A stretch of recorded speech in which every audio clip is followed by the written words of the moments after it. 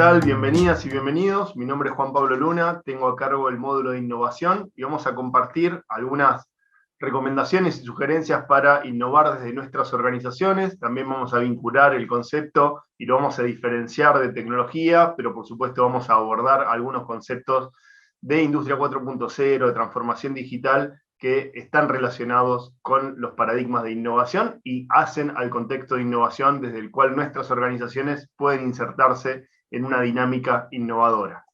Voy a compartir pantalla en esto de innovar, y cuando tratamos de innovación vinculada a emprendimientos y vinculada a micro, medianas, pequeñas empresas, siempre surgen algunos mitos, y entonces vamos a tratar de desentramar esos mitos y plantear desde ahí cómo tenemos que conceptualizar la innovación, porque de alguna manera estos mitos lo que hacen es alejar la innovación desde las posibilidades de nuestras organizaciones. Un primer mito que tiene que ver con la innovación vinculada a MIPYMES y vinculada a emprendimientos es cuando referimos la palabra innovación y se nos viene a la cabeza algo así. Por ejemplo, algo súper tecnológico, imaginémonos, no sé, ese dron parecido a una mosca, del tamaño de una mosca, que necesitaría un super laboratorio para desarrollarlo, escala la NASA o algún centro súper tecnificado, lo mismo para ese nanorobot que está probablemente,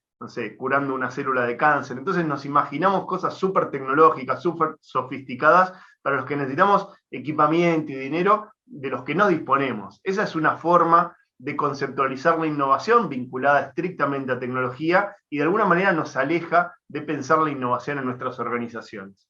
Pero la otra forma, tal vez incluso más peligrosa, es pensar la innovación vinculada a esto. Por ejemplo, ¿ahí qué estamos viendo? Bueno, a priori, digamos, podríamos pensar que es innovador lo que está vistiendo ese bebé. Ese bebé tiene un body que, no sé, cosido o pegado, tiene una mopa, y en última instancia tenemos un bebé mopa que puede desplazarse por el piso, nada, lustrándolo o lo que fuere.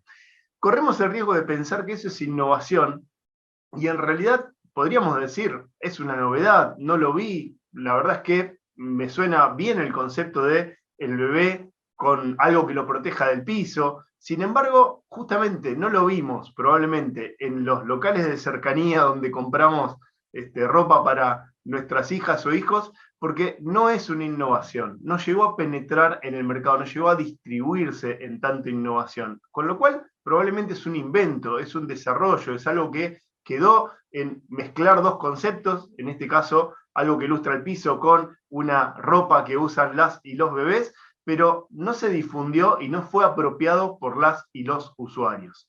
Desde ese lugar nos viene bien recuperar el concepto de innovación que tiene estos condimentos.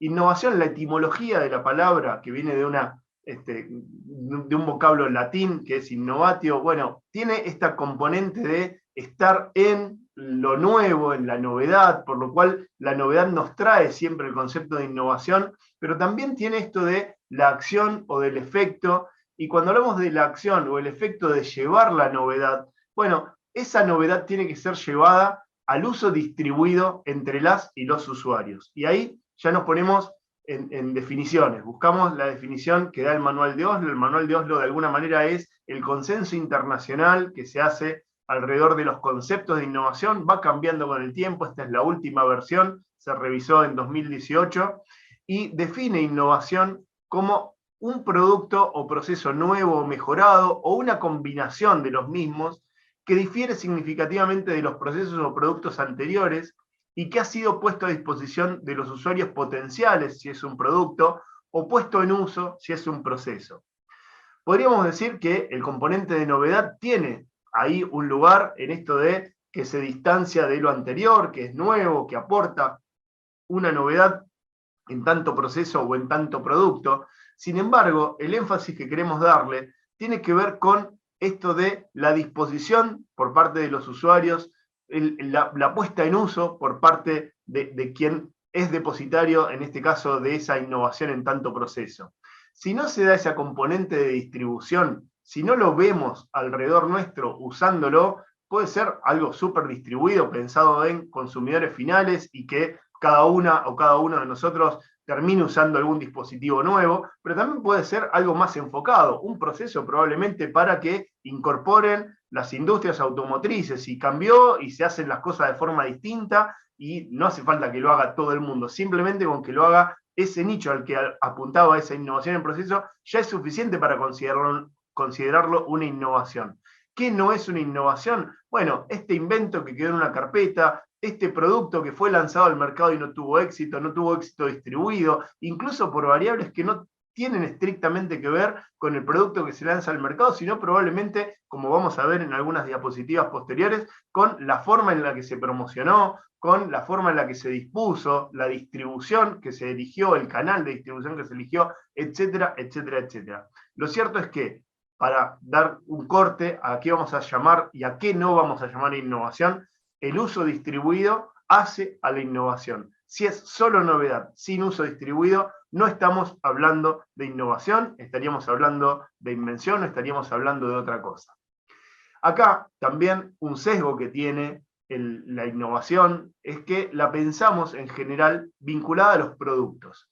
Y es cierto que podemos innovar en productos, pero también podemos innovar en esto que engloba a los productos y a los servicios, que le llamamos propuesta de valor en el ámbito del emprendimiento, de las metodologías ágiles, y nos acostumbramos a pensar la propuesta de valor como un paraguas que engloba distintos productos y servicios y que tiene que ver con la razón por la que nuestros clientes nos compran, nos eligen.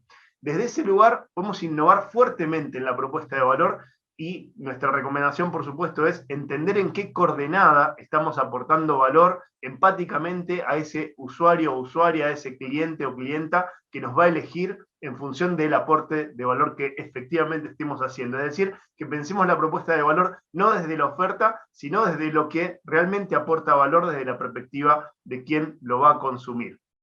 Por supuesto que las innovaciones más radicales, tal vez en las últimas décadas, se dieron en relación a los modelos de negocio, y vamos a ver cómo los modelos de negocio digitales disrumpieron en un montón de verticales, en un montón de rubros. Entonces podemos pensar la innovación no necesariamente atada a producto, sino también pensada en términos de modelo de negocio. Puedo no cambiar el producto, pero si cambio la forma en la que hago las cosas o en la que la propuesta de valor se conecta con los segmentos de mercado, también estoy innovando, y estaríamos hablando de una innovación en tanto modelo de negocio, en tanto proceso. Ahí la imagen de abajo en esto de cómo cambiamos la forma de hacer las cosas. En una industria, por ejemplo, cambiar un proceso puede llevar a mejorar sustancialmente lo que hacemos, y no necesariamente está enfocado en el producto final, sino en la manera en la que hacemos las cosas.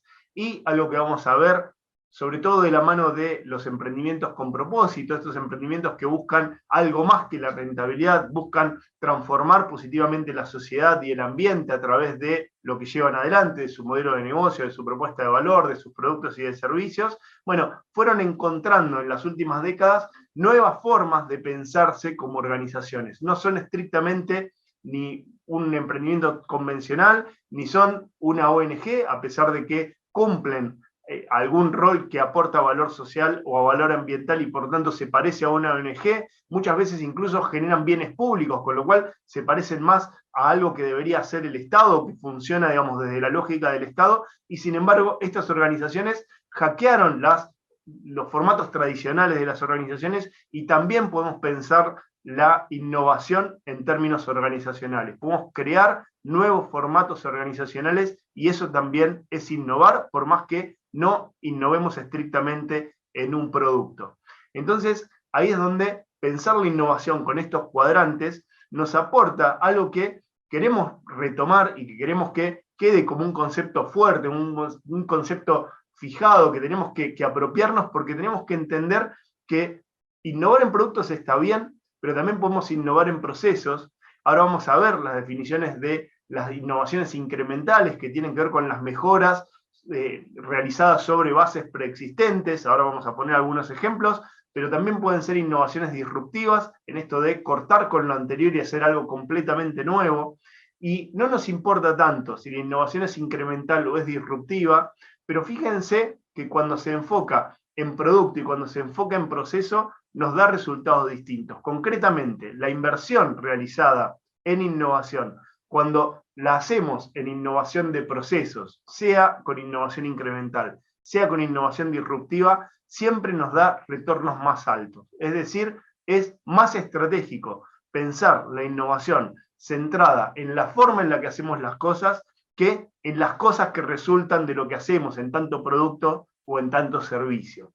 Enfoquemos esto, es muy importante que no pensemos la innovación de manera sesgada, solamente enfocada en el producto final que queremos llevar al mercado, sino, insistimos, en lo organizacional, en la forma en la que hacemos las cosas, en los procesos y en los modelos de negocio.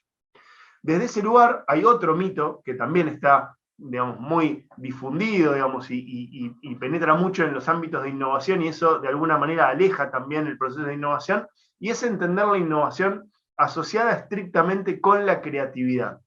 Por supuesto que en los procesos de innovación hay un origen de creatividad que tiene que ver con esta captura de la novedad, esta interpretación de esa novedad que voy a llevar a proceso, que voy a llevar a producto, que voy a llevar a servicio, pero la verdad es que la creatividad, si bien totaliza la escena simbólica de la innovación y es uno de los mitos que tenemos que romper, el proceso de innovación es mucho más largo, y acá solamente es un gráfico, digamos, de esto que nos da la idea de que tenemos que atravesar distintas instancias. El proceso creativo puede estar en un momento o incluso puede replicarse en distintos momentos de los procesos de innovación, pero un proceso de innovación dentro de una organización puede tener una planificación de 2 años. Y digo planificación porque también tenemos que entender que la organización debe apropiarse de formas distintas de hacer las cosas para lograr innovación. Es decir, pensar un proceso de innovación, planificar un proceso de innovación, estructurar un proceso de innovación,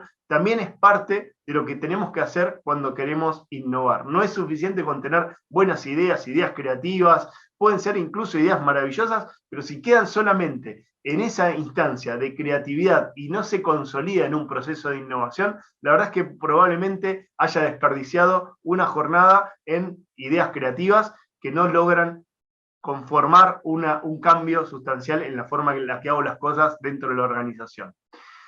¿Qué sucede en las organizaciones y en las personas? Incluso hay personas que tenemos mayor capacidad de crear y menor capacidad de ejecutar, o hay personas que tienen mayor capacidad de ejecutar y menor capacidad de crear. Lo mismo sucede con las organizaciones. Por ejemplo, los emprendimientos, en particular las startups tecnológicas, son identificadas con mucha capacidad para crear, para traer novedad, pero las organizaciones consolidadas, las empresas más grandes, con más años en el mercado, etcétera, en general tienen ventajas a la hora de ejecutar, justamente porque tienen una plataforma en la que vienen haciendo las cosas de determinada manera que le permite, no sé, distribución rápida, escalar la producción, etcétera, etcétera. Bueno, con las personas sucede lo mismo. Hay personas que son muy creativas, pero que realmente no son buenas ejecutando, y hay gerentes que son excelentes ejecutores, pero no son tan creativos, y justamente la tarea del gerente es ejecutar determinadas tareas para lograr determinados resultados, y no necesariamente está asociado con este pensamiento más creativo que está reviendo los procesos, pensando cómo hacerlos distintos, mejorarlos en alguna forma disruptiva, digamos. En general, quien está ejecutando se apega a los procesos porque son los que le permiten llevar adelante las formas de hacer las cosas tal como la necesita hacer para lograr resultados. Con las organizaciones y con las personas, acá ya nos vamos dando una idea de que parte de lo que funciona en la ejecución de la innovación es mezclar estas capacidades. Con lo cual, un primer llamamiento es no innovar solo, porque mi capacidad es mi límite. Digo, si soy bueno creando, probablemente necesita alguien que me ayude a ejecutar, en términos de organización o en términos de persona, y lo mismo si soy bueno ejecutando, pero tengo poca creatividad, o en realidad por estar sumido en la forma en la que hacemos cotidianamente las cosas, no puedo despegarme lo suficiente, y ahí tengo que juntarme con alguien que tenga cierta distancia o que aporte una visión distinta y que compatibilice esta sinergia que necesitamos hacer entre las capacidades creativas y las capacidades ejecutivas. Si volvemos al concepto original, en este que decíamos que la innovación tiene realmente lugar cuando hay distribución? Bueno, si no tengo capacidad de ejecutar y solamente me quedo con algo que fue una linda idea, que terminó en un lindo prototipo, pero no tengo capacidad de llevarlo al mercado o de disponerlo de manera distribuida entre las y los usuarios, que requiere ejecución, bueno, no va a ser innovación. Entonces, justamente acá es donde vemos la compatibilidad entre distintas capacidades de las organizaciones y de las personas que tenemos que lograr que suceda. Y un tercer mito, y sobre todo cuando lo pensamos desde organizaciones nacientes, en el caso de emprendimientos, o de organizaciones pequeñas, en el caso de MIPYMES, innovar es muy difícil.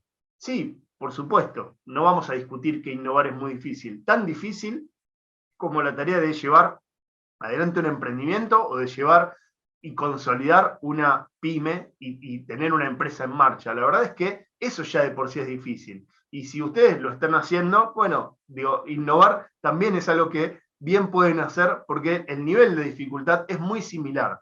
Ahora, algo que sí es muy difícil de la mano de organizaciones pequeñas o organizaciones nacientes es pensar este esquema de innovación, que es el esquema de innovación que vamos a identificar, porque después vamos a ampliarlo un poquito con otro concepto que de alguna manera espejó este esquema de innovación tradicional y le llamó de forma distinta para ver cómo se innova hoy en las organizaciones, pero ¿cómo lo hacían hace 40 o 50 años? Bueno, con este esquema de innovación cerrada. La innovación cerrada tiene que ver con algo que es bastante instintivo en todas las organizaciones, incluso en la actualidad. ¿Qué trato de hacer si voy a generar una novedad y entiendo que esa novedad va a mejorar la forma en la que hago las cosas, va a mejorar mi emprendimiento, va a mejorar mi pyme, me va a dar más rentabilidad porque cambié el proceso, porque lanzo nuevos productos al mercado, etcétera? Bueno, el instinto central, lo que nos sale naturalmente es tratar de hacerlo dentro de la organización que tenemos, con nuestros propios recursos, sin contarlo demasiado, tratando de incorporar todo lo que necesite para lograrlo, invirtiendo con fondos propios. Esta es la forma en la que hace 40 o 50 años las organizaciones entendían la innovación. ¿Qué hacían las grandes empresas? Contrataban a los mejores profesionales, y ahí en donde tenemos el corte del área de investigación, usaban la tecnología que habían desarrollado o que disponían dentro de la organización, con esos profesionales de mucha calificación, trataban de generar las mejores ideas de lo que se le ocurría que podía funcionar, las iban filtrando, las desarrollaban, escalaban, llevaban de prototipo a una escala de producción necesaria para llevarla al mercado, lo sacaban al mercado y el mercado decidía si lo quería o no lo quería. Hay enormes frustraciones de mercado con productos lanzados con inversiones millonarias por grandes organizaciones que con este esquema de innovación cerrada, de entender al final de la película este éxito o fracaso cuando realmente ya hice todo el esfuerzo de innovación para que el mercado me diga si sí o si no. Bueno, este esquema de innovación tradicional no funciona más en ninguna organización. Por supuesto que hay un montón de instancias en las que las organizaciones tienen que apelar a este embudo de innovación y a los recursos internos que tienen disponibles. Sin embargo, vamos a ver que esto es muy difícil en las organizaciones actuales en general y mucho más para los emprendimientos que están naciendo, que son empresas que están en búsqueda de la consolidación de su modelo de negocio y de su inserción en el mercado, y también para las MIPYMES, por más que tengan generaciones, en general lograron escalar hasta la escala que tengan. Con los recursos que tienen pueden llevar adelante las operaciones que llevan adelante habitualmente, pero incluso si tuviera los recursos para contratar los mejores profesionales y hacer el mejor departamento de I+D, la verdad es que no termina siendo la mejor inversión porque hay formas más flexibles de asignar recursos y entender que el juego de la innovación en el contexto actual es mucho más abierto y me exige pensarlo de forma distinta. Vamos a hacer un doble clic sobre eso en breve. ¿Por qué también es difícil innovar en las organizaciones, en particular en las MIPYMES y en los emprendimientos? Bueno, porque un poco nos pasa esto. Este es un meme que tiene que ver con una madre atendiendo a esa niña que está en la pileta, y esa niña mimada es los productos, los procesos, los mercados actuales, la forma en la que hoy hago las cosas de la manera en la que las hago. La empresa le presta mucha atención, porque si no no le presto atención a las cosas que hago, por supuesto no van a salir mal, pero ahí el meme tiene ese niñito que se está, la está pasando mal en el agua, digo, está pronto a ahogarse si no es atendido, y sin embargo la empresa no le presta atención porque está concentrada en lo que tiene que estar concentrada para que las cosas funcionen tal como vienen funcionando. Bueno, esto es la rutina, el día a día. En las MIPYMES en general estamos muy concentrados en nada, las cargas tributarias, el personal, los proveedores, los clientes, etcétera, etcétera. En los emprendimientos estamos muy concentrados en cómo consigo recursos para escalar, cómo logro penetración en el mercado, etcétera, etcétera. Y eso lleva un montón de tiempo, un montón de esfuerzo, un montón de recursos de parte de la organización, y en organizaciones que tienen digamos, mucha centralización en la toma de decisiones, en la conducción de un equipo directivo pequeño, bueno, realmente no tenemos tanto tiempo para dedicarle a eso que nos requiere atención en términos de pensar la novedad, de pensar la innovación, de repensarnos en tanto procesos, de repensar los productos, de repensar los mercados, etc. Entonces, ¿por qué termina siendo difícil muchas veces en nuestras organizaciones? Justamente por esto que refleja el meme, ¿no? Le prestamos atención a la cotidianeidad, pero la innovación de alguna manera queda relegada, y en tanto queda relegada, por supuesto que, digamos, se hace muy dificultoso innovar desde ese lugar. Entonces, vamos a tratar de hacer algunos doble clics en esto de la innovación. Vamos a hablar ahora de los tipos de innovación, algo arrojábamos en las primeras diapositivas. Dentro de los tipos de innovación podemos encontrar estas palabras, que son bastante habituales y que las van a encontrar en algún lugar, si leen algo de innovación, en la web, en los libros, etc. Y estas nomenclaturas de innovación incremental, de innovación radical, de innovación sustantiva, de innovación disruptiva, acá este cuadrante doble lo estructura en función del grado de novedad tecnológica o el impacto en el mercado. Algo puede tener fuerte impacto en el mercado con menor novedad tecnológica, en ese caso podría ser una innovación incremental o una innovación sustantiva, o bien podría tener alto contenido de novedad tecnológica, pero no tanto impacto en el mercado. En ese caso podría ser una innovación incremental o una innovación radical, y cuando se juntan las dos novedades, la novedad tecnológica y el impacto en el mercado, la innovación se llama disruptiva porque cambia la forma en la que se hacen las cosas. Disrumpe el mercado, disrumpe la tecnología y genera un nuevo estándar. A partir de ahí y en adelante las cosas se van a hacer en función de esa disrupción. Esto es interesante pensarlo a la luz de algunos ejemplos para poder ilustrar cómo hemos visto, por ejemplo, innovaciones incrementales, y acá, por supuesto, hay algunos saltos que podemos ir identificando en el concepto de la rueda. La rueda tiene, no sé, miles de años desde su invención, y desde primeras ruedas rudimentarias, en este caso de piedras, a las ruedas de macizas, de carreta, las ruedas con rayos, bueno, las ruedas que hoy usan nuestros vehículos, vemos saltos incrementales que van mejorando lo que existía previamente. El concepto de rueda es antiquísimo, pero cada mejora que se hace sobre la base de ese concepto es una innovación incremental. Y dentro de, por ejemplo, las ruedas que utilizan los vehículos, bueno, la tecnología que tienen hoy las ruedas es probablemente muy superior a la que tenían hace 20 o hace 30 años. Y hay un montón de innovaciones incrementales que fueron haciendo las distintas compañías sobre el mismo concepto de la rueda de vehículo. Entonces, identificar la innovación incremental tiene que ver con esto de identificar los pequeños saltos que se da en un mismo concepto de base o en algo que existía previamente. Acá hacemos una conjugación de saltos disruptivos con innovaciones incrementales. Por ejemplo, hay saltos disruptivos cuando pasamos del telégrafo, que emitía código Morse a través de cables, al teléfono, que emitía voz a través de cables. Entonces tenemos otro nuevo salto disruptivo cuando nace la telefonía celular, pero en la telefonía celular vemos un montón de saltos incrementales, y los smartphones de hoy, digamos, se soportan sobre la misma base de la comunicación celular que tiene varias décadas, pero cada modelo va incorporando alguna innovación incremental. Por eso nos permite jugar con las dos cosas, con lo incremental y también con lo disruptivo.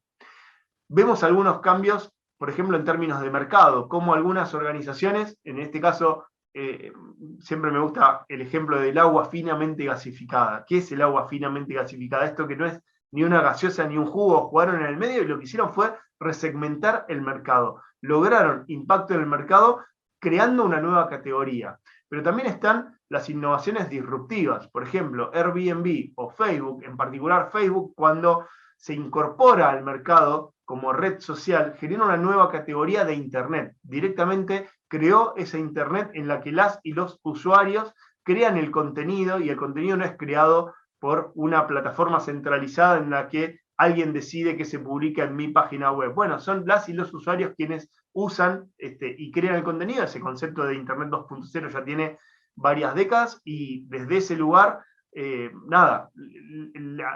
digamos, detrás de Facebook vinieron un montón de organizaciones, que decíamos que es la dinámica que sucede cuando hay innovaciones disruptivas. Vienen un montón de otros jugadores que sobre la base de esa disrupción empiezan a sacarle jugo a ese nuevo paradigma, a esa disrupción en el mercado, y a insertarse como ofertas que aprovechan esa disrupción y que la toman como propia.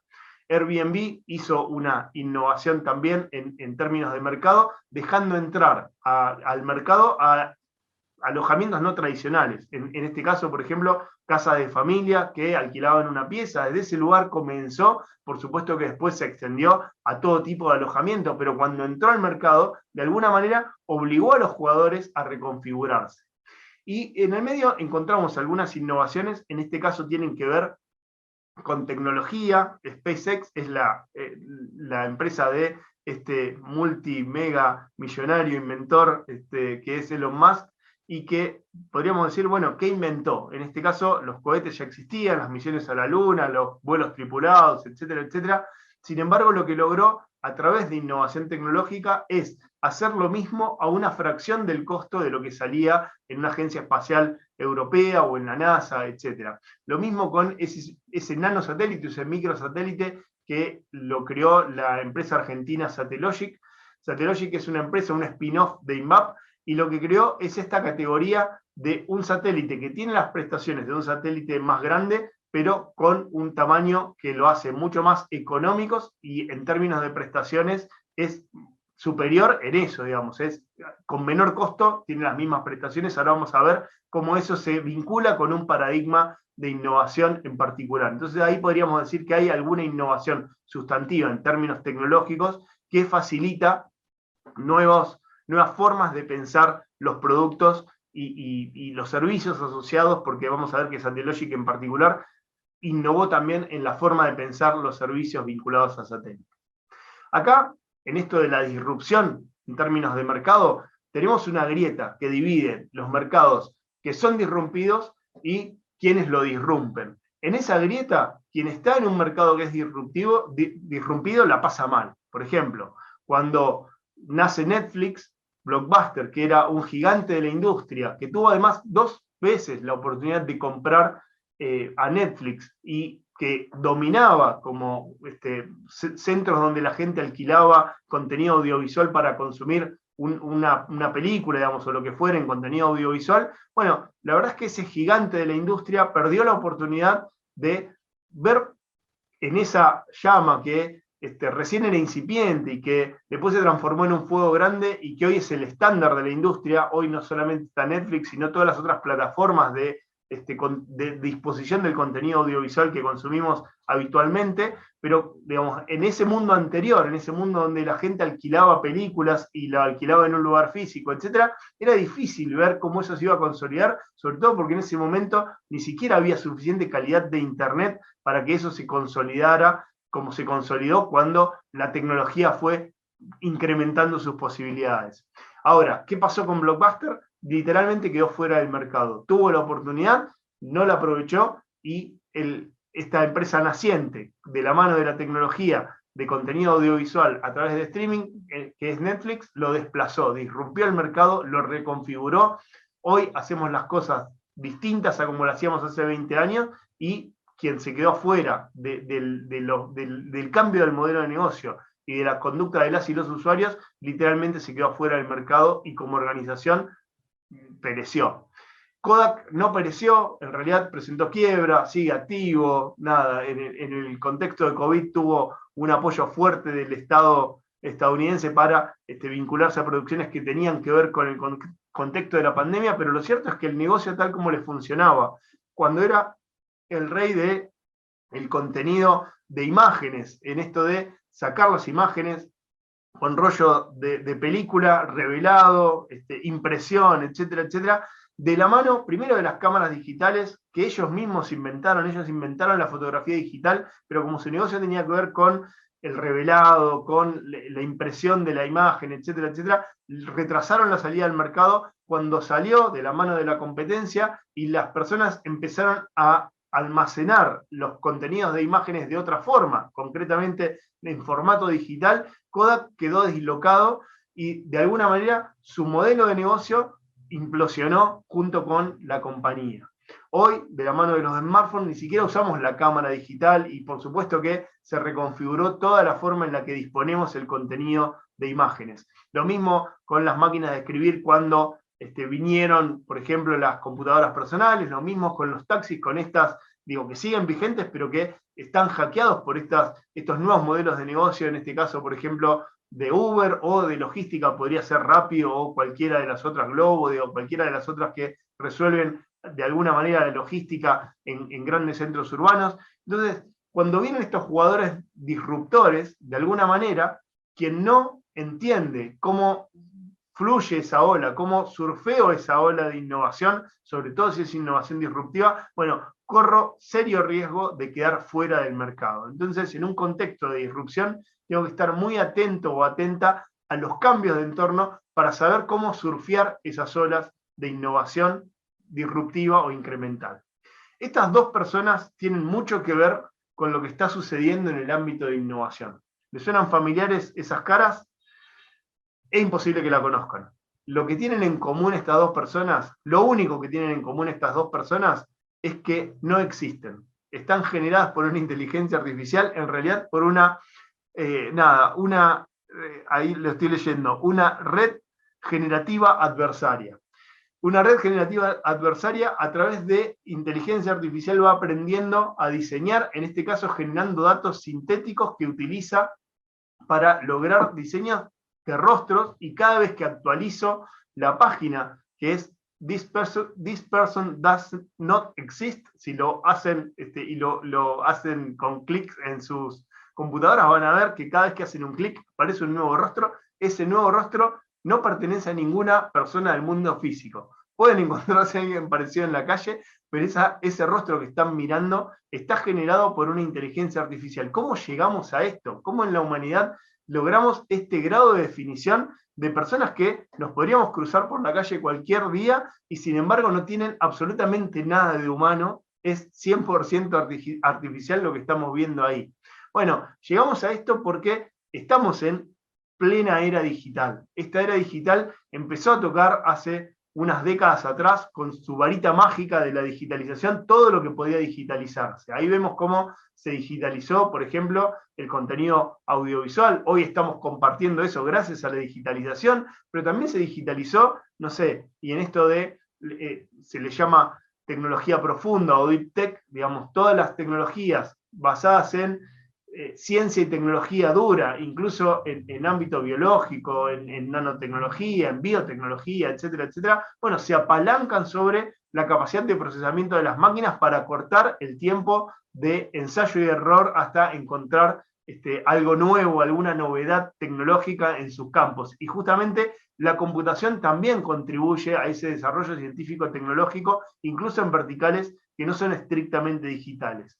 Por supuesto que todos los códigos, QR, barra, etcétera, etcétera, todo lo que se podía transformar en código binario se transformó en código binario, incluyendo estas cosas como lo que ven ahí, una criptomoneda, en este caso Bitcoin, que es la más famosa, pero hay varias criptomonedas que cuando lograron esto de generar un valor, un sustento de ese valor a través de la distribución de la generación de ese activo, pusieron en jaque a las organizaciones que tradicionalmente le dieron valor al dinero, a lo que facilita el intercambio entre las personas, que son los estados nacionales que emiten el dinero. Con lo cual, estamos viviendo una era donde todo está siendo disrumpido de la mano de las tecnologías y en particular de la varita mágica de la tecnología digital. Y lo vemos en esto, lo vemos en cómo se está aplicando, no sé, en estas tecnologías que le llamamos tecnologías exponenciales y que vienen creciendo fuertemente, como los drones, los autos que se manejan autónomamente. Ahora vamos a contar algunos ejemplos de eso, pero también lo estamos viendo en campos donde no nos hubiésemos imaginado nunca que la tecnología digital iba a penetrar tan fuertemente. Por ejemplo, el campo del arte. Abajo a la izquierda, lo que están viendo es un Rembrandt que no pintó Rembrandt. En su vida pintó ese cuadro. Sin embargo, una inteligencia artificial se entrenó con el estilo de Rembrandt y creó una obra nueva, que es ese señor que están viendo con la pintura, que tiene el estilo de Rembrandt y sin embargo está pintado por una inteligencia artificial. ¿Cómo nos íbamos a imaginar que la inteligencia artificial iba a estar vinculada al mundo del arte? Lo interpretamos como algo netamente humano al arte. Bueno, sin embargo, por esto que decimos, no hay ningún campo que no haya sido tocado por la varita mágica de la digitalización. En el contexto actual estamos viviendo un contexto de fuerte disrupción entre lo tecnológico y entre lo que impacta en los procesos y en el mercado. Esto lo vemos en el paradigma de Industria 4.0. La Industria 4.0 muchas veces se asocia a la robotización y en realidad esa es la Industria 3.0. La robotización, la automatización, tiene muchas décadas y se viene haciendo desde hace un montón de tiempo, mucho más atrás, la Industria 2.0 con la línea de montaje, etc. Lo que diferencia a la Industria 4.0 tiene que ver con la hiperconectividad, con los sistemas ciberfísicos, con la interacción entre lo digital y lo físico que permiten, en particular, las redes que conectan distintas tecnologías. Supongamos una máquina que a través de un sensor reporta datos a un sistema, ese sistema define autónomamente, sin intervención humana, cuando es necesario comprar a un proveedor insumos, porque el proceso productivo está teniendo determinado desempeño y estoy viendo que en stock me queda poco y sin intervención de ningún gerente ni de nadie, directamente esa inteligencia que opera en el sistema decide hacer esa compra o cualquier otra, es solo un ejemplo. Pero esta hiperconexión entre distintas tecnologías, le llamamos convergencia tecnológica, distintas tecnologías que convergen para contribuir entre sí para lograr objetivos, tienen que ver con este proceso de transformación digital. ¿Qué está siendo transformado digitalmente? Como decíamos recién, absolutamente todo. Entonces estamos insumidos en este paradigma de Industria 4.0 o de transformación digital, y esto, por supuesto que, digamos, ataca a la industria, está cambiando la forma en la que se hacen las cosas desde la producción, pero también desde el consumo. Y acá vemos en esta imagen gráfica, que es un videito muy cortito que les recomiendo buscar en internet. Si lo buscan, van a ver cómo de la imagen que está a la izquierda, que es ese escritorio que tiene, por ejemplo, un cuadro con imágenes, enciclopedias o diccionarios, un fax para mandar y recibir información, tareas para resolver con papeles, lápices, en este caso estoy viendo, por ejemplo, una tijera, calculadoras, agendas, etcétera, etcétera. Bueno, en la imagen de la derecha fuimos viendo como en las últimas décadas todo eso que se iba digitalizando iba desapareciendo del mundo físico y terminaba en un dispositivo que puede ser una notebook, que puede ser nuestro propio celular, ¿no? Este proceso de digitalización cambió la forma en la que hacemos las cosas. Hoy, ante cualquier duda, rápidamente agarramos un dispositivo electrónico y lo consultamos desde ahí. No vamos a una biblioteca a buscar un libro para sacar una palabra, etcétera, etcétera. Entonces, la digitalización tiene que ver con cómo se redefinió la forma en la que las organizaciones producen y brindan productos y servicios al mercado, pero también en la forma en la que las y los usuarios hacemos las cosas todo el tiempo.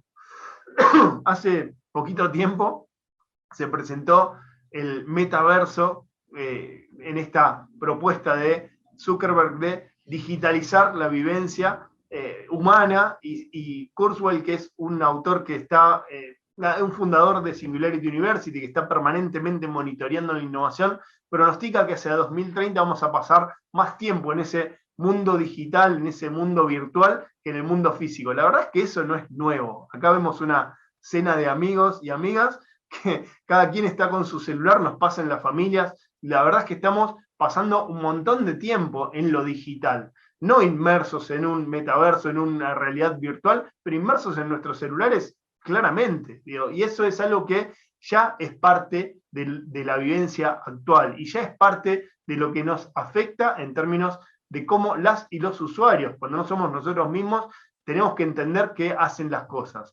Si nuestra organización no está vinculada con cómo las y los usuarios hacen las cosas, muchas veces nos vamos a quedar fuera del proceso de innovación y ahora vamos a ver cómo podemos jugar un poco con eso. Acá, este proceso de digitalización se viene dando y este concepto también les pido que lo fijen, el concepto es exponencial, se viene dando exponencialmente. Acá vemos cómo en una década, por ejemplo, en ese almacenamiento, en una memoria, se multiplicó por 1000 la capacidad de almacenamiento, solo en una década. El personaje del Wolfenstein, que es la imagen que aparece a la derecha, es el mismo jugador en 3 décadas diferentes. Fíjense cómo de una mancha que representaba un jugador dentro de un videojuego, cómo pasó a una imagen gráfica en la que ya puedo reconocer un rostro, y cómo pasó en una década posterior a ese rostro de familiaridad humana, con un nivel de resolución altísimo. Probablemente el paso siguiente sea esa persona de realidad virtual o holográfica en algún mundo virtual, etcétera, etcétera. Hacia ahí tiende, porque se viene cumpliendo algo que en el 62 Gordon Moore pronosticó, en realidad lo formuló como una ley, se conoce como la ley de Moore, y lo que identificaba Moore era que cada 2 años la tecnología estaba duplicando su capacidad de procesamiento. Las máquinas estaban duplicando la capacidad de procesamiento cada 2 años, con lo cual eso nos da un crecimiento exponencial en el que la curva no hace un crecimiento lineal y tranquilo, sino que hace un salto con una curva exponencial que nos arroja a escenarios futuros que difícilmente podemos prever. ¿Cómo va a ser el futuro? La verdad es que se nos complica en esta cualidad exponencial que tienen los cambios tecnológicos. Pensémoslo de esta manera. Allá por la década del 40 teníamos la ENIAC, que es la primera computadora desarrollada en Estados Unidos, en paralelo había un desarrollo en Alemania, en paralelo había un desarrollo en Reino Unido, etc. Y de esa computación binaria que utiliza código binario, es decir, ceros y unos, positivo y negativo, verdadero y falso, para procesar información. Bueno, hoy saltamos a estos dispositivos como nuestros celulares, que son supercomputadoras, pero miles de veces más potentes que esas computadoras originarias, a pesar de que en realidad lo que tenemos hoy son justamente saltos incrementales en esta misma forma de codificar la información y procesarla de manera binaria. ¿Qué está sucediendo hoy? Y acá quiero ilustrar esto del salto exponencial, de esto de que no podemos prever tan fácilmente cómo va a ser el futuro, a pesar de que entendemos que va a ser, con mucha penetración de la tecnología y que va a ser con formas nuevas de hacer las cosas que ni nos imaginamos hoy. Bueno, hoy hay desarrollos que están incipientes, pero la competencia global por dominar esta tecnología es fuertísima y la están jugando los principales líderes de las industrias y los principales países que traccionan por la computación cuántica. La computación cuántica, a diferencia del código binario, utiliza una propiedad de las partículas subatómicas que, se manejan por probabilidades, tienen probabilidad de estar y pueden estar en más de un lugar a la vez, con lo cual, en lugar de 2 posibilidades, blanco, negro, positivo y negativo, verdadero o falso, tengo múltiples posibilidades y eso me permite una potencia de cálculo que ni imaginan las máquinas de hoy. De hecho, se calcula que una computadora cuántica funcionando podría cualquier clave, cualquier sistema de encriptación que tengamos en la computación actual, descifrarlo en cuestión de poco tiempo. ¿Qué sucederá con esto de, pasamos de una computadora en la década del 40 que ocupaba toda una habitación y que necesitaba un montón de operadores para llevarla adelante, a algo que podemos portar en nuestro bolsillo? Bueno, la pregunta es, ¿qué tendremos en nuestro bolsillo dentro de 10 años, 15 años? De la mano de la computación cuántica o de la convivencia o de la hibridación de la computación cuántica con la computación tradicional, la verdad es que pueden venir dispositivos que hoy ni imaginamos. ¿Cómo innovamos en este contexto? La innovación tecnológica y todo lo que viene sucediendo con tecnología es tan dinámico, tan vertiginoso, tan rápido, que nos cuesta pensar cómo nuestras organizaciones, probablemente más tradicionales o con recursos más limitados a la hora de innovar, pueden efectivamente innovar. Y acá viene una forma de pensar distinto acerca de la innovación. Primero, ya fue conceptualizado en 2003, Henry Chesbrough es el autor que le da nombre a este nuevo paradigma de innovación, que en realidad es lo que él identifica que venía sucediendo en las organizaciones. No es que lo creó conceptualmente, sino que reconoció cómo las organizaciones en este contexto de disrupción tecnológica estaban efectivamente innovando. ¿Qué propone Chesbrough? Acuérdense que antes también hablamos de un embudo en el que trataba de dentro de la organización totalizar la escena. Contratos profesionales los meto adentro de un departamento de I+D con la tecnología que tienen, generan novedades, algunas de esas las terminan sacando al mercado y el mercado dice si las quiere o no las quiere. Bueno, ¿qué tengo que hacer en una organización si quiero innovar efectivamente en la actualidad? Primero, entender que los recursos que tenga, por más que sea una gran corporación y que tenga muchísimo dinero, son insuficientes, porque la innovación está sucediendo en los lugares menos previstos, está sucediendo descentralizadamente en todos los países, está sucediendo en todas las universidades, está sucediendo tal vez en organizaciones no tradicionales y puede haber una startup tecnológica o una pyme que me va a generar la innovación que después va a terminar permeando en el mercado o en la escena y van a terminar adoptando las grandes compañías. Entonces, como este es un fenómeno descentralizado, porque hay más distribución de la tecnología y más distribución de las capacidades en el mundo, bueno, tengo que flexibilizarme, tengo que entender que tengo que hacer más porosas las paredes de mi organización. Así como tengo que tener receptividad y personas capaces de liderar procesos de innovación en la organización, también tengo que entender que puedo usar recursos externos para innovar. ¿Por qué solamente voy a innovar con las ideas que se me ocurren a mí dentro de la organización si hay ideas maravillosas dando vuelta en todos los lugares que me puedo imaginar? Los puedo salir a buscar, como decíamos, a un centro tecnológico, a una universidad, a una tendencia del mercado. Tengo que comunicarme con la forma en la que las y los usuarios quieren hacer las cosas y desde ese lugar puedo tomar ideas para llevarlas a un proceso de innovación dentro de mi organización. También puedo decidir usar capital de terceros para innovar y eso es muy estratégico porque además cuando alguien aporta capital también aporta otros condimentos. Se usa mucho el capital emprendedor, le llamamos en América Latina, venture capital, se conoce globalmente, tiene que ver con el capital de riesgo. El capital de riesgo financia la innovación que está cerquita de tener impacto en el mercado y cuando financia ese capital de riesgo está aportando también una dinámica que conoce muy bien para hacer crecer innovaciones en compañías que tienen altísimo riesgo de fracasar, pero que si tienen éxito, tienen mucha probabilidad de disrumpir los mercados. Entonces, el juego es mucho más dinámico. A la vez, si decido jugar ese juego de la innovación abierta, no solamente voy a estar pudiendo innovar en el mercado actual, sino que, para que no nos pase estos ejemplos que nos dan miedo, digamos, estos ejemplos de manual para vender la innovación, como el de Blockbuster o como el de Kodak, bueno,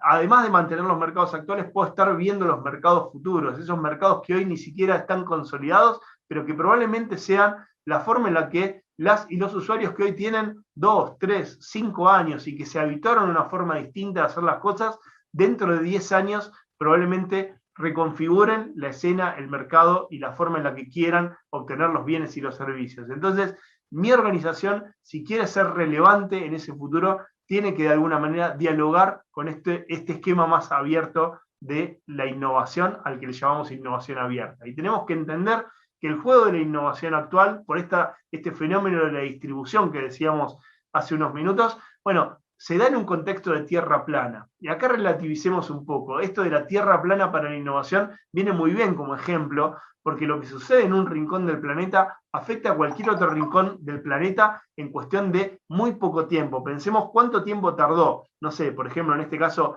Facebook para penetrar en términos de mercado global y cuántos miles de millones de usuarios tiene como tecnología global, pero también como un producto que una compañía logró que se extienda en muy poco tiempo, o que se copie incluso con otras versiones, o que se generen nuevas redes sociales en muy poco tiempo. Bueno, esta tierra plana, en términos de innovación, hace que sea muy plana con lo que me llega, pero no es tan simple que lo que tengo desde mi organización y con lo que tengo que lograr sacar desde mi organización al mundo, bueno, no siempre es tan plano. Entonces, es un juego muy plano de venida, no es un juego tan plano en la ida, digamos, hacia afuera. Pero tenemos que entender que en este juego plano de todos contra todos o todos con todos, por llamarlo de alguna manera, bueno, la innovación es muy dinámica y tengo que jugar ese juego de habituarme a innovar con otras y otros.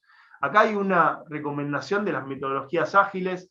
Steve Blank es de alguna manera el padre de las metodologías ágiles más conocidas, y desde su propuesta de desarrollo de clientes hace un enfoque muy pragmático, y es: salí de tu edificio, salí de tu organización, andate afuera porque la innovación está sucediendo ahí afuera. Vinculate con las y los usuarios, vinculate con otras compañías, vinculate con otras tecnologías. Si no salís del edificio no vas a poder validar que lo que estés haciendo vaya en el sentido correcto.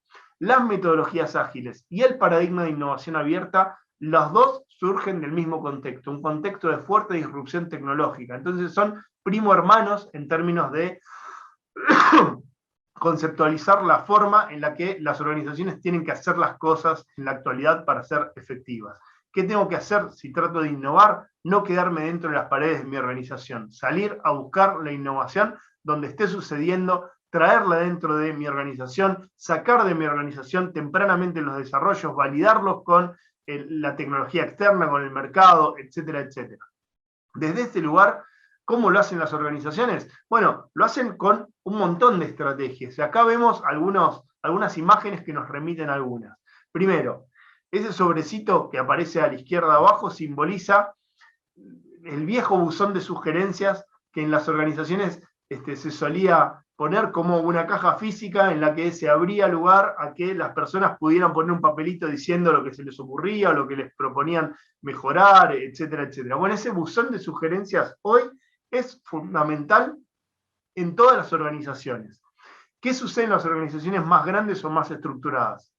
Bueno, en general tengo, justamente porque necesito optimizar mi capacidad de ejecutar, tengo dividido el departamento de producción, el departamento de marketing, del departamento de administración. Nada dialoga tan fluidamente con la forma en la que los otros departamentos hacen las cosas, y eso es tremendamente nocivo para sacarle el jugo a, primero, las capacidades distribuidas que tengo dentro de mi organización, y también a esto que podría traer novedad en la mejora de los procesos. Si cada quien se ocupa solamente de lo que hace y no se ocupa del conjunto, y no hay un diálogo fluido para que desde la perspectiva externa de un área reporte valor a otro área, bueno, sucede que pierdo las posibilidades de innovación dentro de mi propia organización. Entonces, esto de la innovación abierta que traemos recién como el paradigma con el que hoy las organizaciones ejecutan la innovación, tiene algo de traer de afuera, pero también tiene mucho de abrir desde adentro, abrir hacia adentro, romper los hilos de la organización.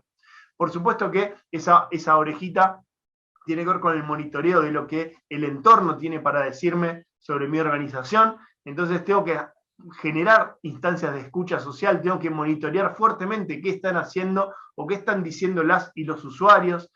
Ahí ven algunos gráficos que tienen que ver con un cerebro estresado contra reloj, o una zanahoria que en este caso representa un premio que tiene un imán y trata de atraer, en este caso, ideas, proyectos, talentos a mi organización, o esas herramientas cruzadas que me remiten a un formato que le llamamos makeathon o armatón, en el que distintas personas en tiempo reducido y contrarreloj se ocupan de resolver algún desafío y de generar algún prototipo o lo que fuere. Bueno, esos formatos tienen que ver justamente con concursos, hackathons, makeathons, son algo que las organizaciones cada vez hacen más para justamente proveerse de nuevos talentos, de nuevas ideas, de nuevas tendencias, de nuevas formas de hacer las cosas.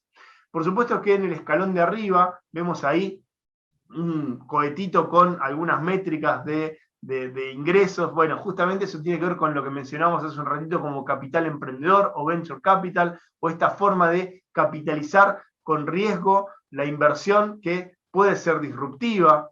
También vemos algo de un arenero. El arenero tiene doble sentido, se usa mucho en la metáfora de innovación, el arenero para generar un lugar donde se puede ensayar sin riesgo de lastimarse. Por eso el arenero tiene este sentido de me caigo ahí, me caigo sobre arena, no me lastimo tanto. Si logro dentro de mi organización generar un ámbito donde pueda testear qué funciona y qué no funciona a bajo costo y sin riesgo de lastimarme, la verdad es que siempre es una receta muy deseable porque me permite ensayar teniendo en cuenta que de 10 cosas que ensaye, una o dos van a funcionar. Y eso también es parte de la innovación. Y me tengo que hacer a la idea de que el fracaso en realidad no es fracaso si lo logro capitalizar y es parte de la innovación. Y aquello que fructifique, aquello que invierte, aquello que funcione, lo puedo viverizar, lo puedo incubar, le puedo dar eso que aparece en esas lamparitas que están conectadas a alguna planta, la puedo regar para que crezca la innovación dentro de mi organización. Todo esto hacen las organizaciones que innovan de forma colaborativa y de forma abierta. Hacen algún laboratorio dentro de su organización para facilitar las condiciones de innovación, invierten en el capital humano que tienen dentro de la organización y tratan de atraer talento exterior y también atraer tecnología y también atraer proyectos, ideas, etcétera, etcétera. Están permanentemente monitoreando el entorno y viendo qué del entorno pueden captar como tendencia, mejorar en términos de proceso, en términos de producto, etcétera, etcétera. Tengo que tener cierta cultura de agilizar los procesos de innovación para que estas cosas empiecen a funcionarme dentro de mi organización. Otro paradigma, así como traíamos a colación el paradigma de innovación abierta, queremos también compartir el paradigma de innovación frugal. ¿Qué es la innovación frugal? Y acá podemos llamar a la innovación frugal como un proceso de innovación inversa. El proceso de innovación frugal no surgió en los grandes centros de innovación, como podría ser, no sé, Silicon Valley, que está muy asociado a tecnología, o Israel, que también, digamos, es Startup Nation, o esta nación, digamos, que invierte fuertemente en tecnología e innovación, o en Corea, que también, digamos, está muy asociada a la innovación tecnológica, sino que surge de la India. Y en la India, justamente, tenemos algunas restricciones propias de estas realidades de los países en desarrollo, pero que incorporaron un paradigma de innovación que penetró fuertemente en estos ecosistemas de innovación que consideramos los más desarrollados del mundo. ¿En qué se apalanca el paradigma de innovación frugal? Bueno, en casi todos los idiomas hay alguna forma de referirnos. En la India se llama Jugaad, que es el que aparece arriba a la izquierda. Jugaad es técnicamente innovación frugal, digamos, es el nombre originario de lo que después se llamó, para internacionalizarlo, innovación frugal, pero vemos que se llama gambiarra no en portugués de Portugal, sino en portugués de Brasil. Tiene algo de esa filosofía do it yourself que tiene, digamos, algo de este paradigma norteamericano. En África, en realidad, esa es una forma de decirlo en un país, pero tiene distintas palabras de acuerdo a cada lengua vernácula. Y en Argentina podríamos traducirlo de la siguiente manera. ¿En qué somos especialistas en nuestro país? Bueno, en atar con alambre, ¿no? En esto de innovar con los recursos limitados. Bueno, el atar con alambre tiene algo de ese sentido. Cuando hablamos de innovación frugal, hablamos de innovar con recursos limitados, esa es la mitad de la película de innovación frugal, y pensemos la cantidad de cosas que resolvemos atando con alambre porque no tenemos otro recurso, y cómo algo que terminamos atando con alambre como una solución provisoria se termina transformando en una solución permanente, y cómo logramos a muy bajo costo mucha efectividad. Bueno, ese paradigma, insisto, la forma de decirlo es en argentino, pero cada país del mundo tiene una forma de hacerlo y una forma de mencionarlo, y tiene que ver con esta capacidad humana de resolver situaciones. Dentro del paradigma de innovación frugal, acá, justamente como el paradigma viene de la India, ponemos 3 ejemplos que tienen que ver con la India.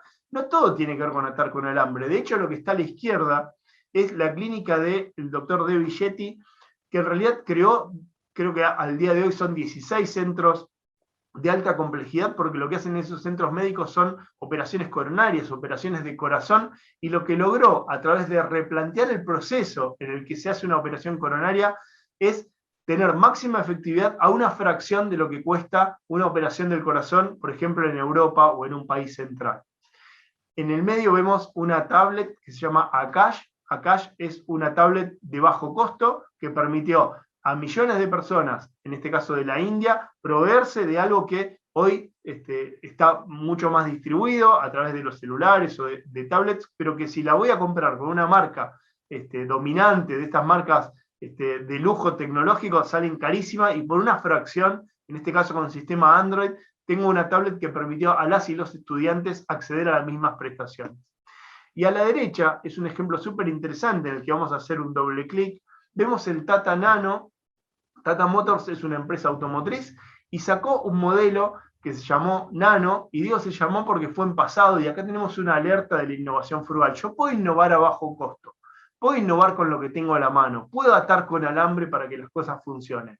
Sin embargo, lo que tuvo Tata Nano, en particular el vehículo, que estaba pensado como un vehículo muy accesible en términos de precio y estaba pensado como el vehículo de los pobres, tal vez en esa comunicación fue la principal falla. Más allá de que por abaratar los costos del vehículo tuvo algunas fallas mecánicas, incluso un par de nanos se incendiaron y eso le dio muy mal prestigio al modelo de esa marca, pero en realidad cuando lo comunicaron al mercado como este es el auto de los pobres, este es el auto que vos sí podés comprar, el mercado hindú le dijo, no lo quiero. Como en otros países del mundo, como podría ser también en nuestro país, tener un auto en la India, en este caso al mismo valor que cuesta más o menos una moto, es algo que asocio con el prestigio. Si tengo un auto, tiene que ver con estatus social, tiene que ver con prestigio, y entonces no quiero tener el auto de los pobres, quiero tener un auto, sí, pero quiero que hable de mí, no como el pobre que pudo llegar a tener un auto. En esa comunicación, en ese error de comunicación, si quieren, ese error de mercadotecnia, se fue el éxito del Tata Nano o del modelo Nano de Tata Motors. No funcionó y no fue estrictamente por un problema tecnológico del auto, sino por un problema de no entender qué estaba en la cabeza de las y los usuarios que sí querían acceder a un vehículo, pero no necesariamente al vehículo de los pobres. Querían todo lo contrario, querían ese vehículo que les permitiera contar que habían llegado a comprárselo, que tenían un estatus social asociado a la tenencia de un vehículo. Vamos a poner algún ejemplo de esto en breve y vamos a ver cómo estas tendencias van cambiando permanentemente, pero la elección es, tengo que entender lo que está en la cabeza de las y los usuarios. Si no entiendo qué está en la cabeza de las y los usuarios, interpreto mal la necesidad y lanzo al mercado algo que nadie está esperando o que nadie quiere. Acá vemos otros ejemplos de innovación frugal, y yo decía que lo atamos con el hambre es la mitad de la película. Acá vamos a hacer un doble clic sobre esto que mencionábamos recién, de la mano de SpaceX, que es una empresa que si hay algo que no le falta es dinero, no es que tienen que atar con alambre porque no tiene dinero, de hecho es multimillonaria la inversión en la innovación espacial que se está haciendo de la mano de SpaceX. ¿Qué logró hacer esta organización? Bueno, a través de esta innovación tecnológica, esta genialidad de pensar cómo a menor costo puedo lograr las mismas prestaciones que logró a una fracción de lo que le cuesta a la NASA lanzar un cohete al aire, lanzar un cohete al aire con ahora tripulación, etcétera, etcétera. Bueno, la industria aeroespacial se está redefiniendo de la mano de innovación frugal, de lograr con menos costos las mismas prestaciones. Lo mismo en este ejemplo que poníamos hace un ratito de la empresa Satellogic, que fíjense, con este microsatélite, con este nanosatélite, tiene las prestaciones de un satélite más grande, en este caso se enfoca en particular en un servicio, ¿no? Probablemente digamos, restringieron la cantidad de servicios, pero fíjense la resolución, este fue el Ever Given, que fue ese buque de contenedores que trabó el canal de Suez y que obstaculizó el comercio y el abastecimiento de Europa durante varias semanas. Bueno, en el momento en que sucedió eso, Satellogic sacó esta foto y la publicó en sus redes y tiene un nivel de resolución, nada, fabuloso, y lo lograron a una fracción de lo que costaría la misma resolución de imagen con un satélite convencional. Y la magia de Satellogic fue también pensar que a través de estos satélites podían prestar servicios. no se pensaron estrictamente o solamente como una empresa que vende satélites, sino como una plataforma que a través de satélites puede prestar servicios, en este caso de imágenes. Esta es la otra mitad de la innovación frugal. ¿Qué es la innovación frugal? En parte es innovar con recursos limitados, pero en parte también es lograr más con menos. La limitación de recursos no tiene que ver solamente con no tener los recursos. Decíamos en el caso de SpaceX, le sobran los recursos. Sin embargo, el espíritu de innovación frugal tiene que ver con lograr más con menos, concentrarme en lo que aporta verdadero valor y tratar de hacerlo a una fracción del costo. El mundo necesita más innovación frugal, porque estamos consumiendo más de lo que la Tierra puede soportar. De hecho, el 22 de agosto, todos los años va cambiando la fecha, pero el 22 de agosto de 2021 fue el Overshoot Day, o el día en el que la Tierra se sobregira, la humanidad consume más de lo que la Tierra puede regenerar. Entonces necesitamos una nueva camada de innovadores frugales que interpreten que se puede lograr más con menos y encuentren la forma de hacerlo. Desde este lugar, ¿cómo puedo innovar en mi organización? Compro que es necesario innovar, compro que si no innovo es probable que me quede afuera del mercado del futuro, compro que la tecnología me va a proponer nuevas formas de hacer las cosas y por lo tanto tengo que incorporarla dentro de mi sistema de innovación. Bueno, ¿cómo lo hago en primera persona? ¿Cómo lo hago desde mi organización? Acá vamos a relativizar esta vinculación directa entre innovación y tecnología. No es necesario siempre la innovación pensarla de la mano de la tecnología. Pascal Finet, que es un speaker, un orador, siempre vinculado a innovación en negocios e innovación tecnológica, menciona una frase en una charla que dio en 2016 que es muy interesante y dice: la estrategia es lo que no haces. No se puede hacer todo el tiempo, y lo que va a definir lo que efectivamente termines consolidando dentro de tu organización es no tanto lo que sí haces, sino a lo que le decís que no, lo que no haces, y en lo que sí te concentrás, concentrarte para lograrlo y transformar en una estrategia efectiva. Dentro de eso, ¿qué puedo hacer en mi organización? ¿Necesariamente tengo que hacer todo? ¿Me tengo que pensar, no, como se piensa una empresa tecnológica? No soy nacido como una organización tecnológica, soy un emprendimiento convencional y de repente me empiezan a hablar de tecnología. Bueno, no, justamente ahí puedo definir una estrategia centrada a lo que le voy a decir que sí y a lo que le voy a decir que no. Y aporta mucho valor esta frase de Neil Cross. Neil Cross es un actor del ecosistema de innovación de Silicon Valley, vinculado desde siempre a las industrias digitales, y fíjense esta frase que dijo el año pasado en un evento en el que, nada, muy interesante toda su alocución, pero tuvo una frase muy direccionada a aseverar que el futuro no es digital, lo que se viene no es digital. Él pone algunos ejemplos. A pesar de que todo lo que estamos hablando recién todo viene de lo digital, todo está siendo disruptivo por lo digital, etcétera, etcétera, Neil Cross está identificando cómo las organizaciones que nacieron digitales, en este caso Amazon, que es esta plataforma de venta, digamos, como Mercado Libre lo es en América Latina, digo, tan potente, y está redefiniendo el comercio, lo viene haciendo desde hace varias décadas en Estados Unidos y en el mundo. Bueno, cómo Amazon empezó a invertir en tiendas físicas. Estas tiendas físicas que también incorporan algo de innovación tecnológica, por ejemplo, en esto de, entrar con una cuenta asociada que probablemente está en mi smartphone, lo asocio con el carrito que voy a usar, pongo cosas adentro del carrito, en la medida que la ponga dentro del carrito, ya automáticamente empieza a estar dentro del resumen de la compra que voy a hacer, salgo, no interactúo con ningún ser humano, no me cobra nadie en la caja, directamente me lo descuentan de mi tarjeta de crédito, etcétera, etcétera. Bueno, pero está invirtiendo en tiendas físicas y está invirtiendo en lugares ya no de almacenamiento para vender a través de la plataforma de e-commerce, sino para que la gente vaya como si fuera a un supermercado, en este caso con alguna particularidad. Airbnb nació como la empresa la mayor hotelería del mundo sin hoteles, así como, por ejemplo, Uber nació como la empresa en este caso de taxis, de remises, de lo que fuere, sin tener ni un solo auto. Bueno, Airbnb empezó a comprar propiedades, Uber empezó a comprar autos, al punto que hoy alguien que quiere manejar un Uber puede hacerlo aún no teniendo vehículo propio, cosa que en un paradigma anterior era necesario tener vehículo propio para poder subirse a la plataforma.